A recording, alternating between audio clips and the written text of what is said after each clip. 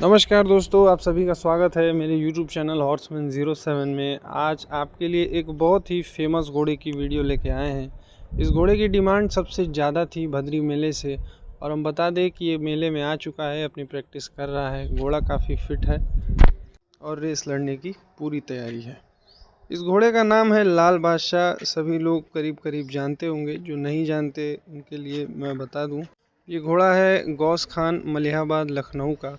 इस घोड़े के सवार हैं गोलू भाई। इस घोड़े ने घोड़बाजी के इतिहास में कई बार अपना नाम दर्ज कराया है और अभी कई पन्ने बाकी भी हैं।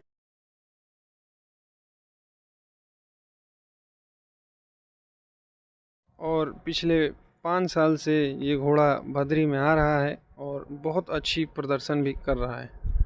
रेस जीतने की बात की जाए तो ये घोड़ा 2 बार का भदरी का चैम्पियन है और पिछले 2 बार से रेस नहीं हो रही है। उस साल भी घोड़ा काफ़ी फिट था और काफ़ी अच्छा चल रहा था। 99% अंदाज़ा यही लगाया जा रहा था कि यही घोड़ा जीतेगा, पर रेस किन्हीं कारणों से नहीं हो पाई। पिछले कुछ दिनों से घोड़ा इंजरी से परेशान था, क्योंकि इंजरी ऐसी चीज़ है जो हर घोड़े को आती है। वो बढ़िया घोड़ा, कम चलने वाला, ज़्यादा चलने वाला देख के नहीं आती, जिस वजह से थोड़ा मोड़ा घोड़ा बीच में डिस्टर्ब हुआ था। लेकिन घोड़े की इंजरी अभी पूरी हो गई है और घोड़ा रियाज़ में भी है और इससे भदरी लड़ने का पूरा इरादा है।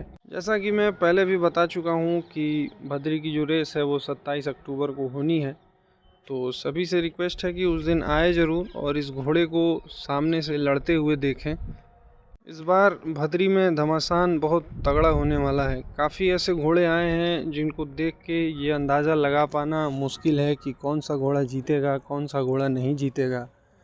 फिर भी लाल बादशाह की बात की जाए तो ये सभी का फेवरेट है और इसने बहुत अच्छी प्रैक्टिस भी करके दिखाई। तो उम्मीद है कि ये घोड़ा भी ज़रूर नंबर में रहेगा। रेस का परिणाम तो कोई 50 लाख का घोड़ा लेके भी नहीं बता सकता, 20 रेसों का चैंपियन घोड़ा लेके भी नहीं बता सकता।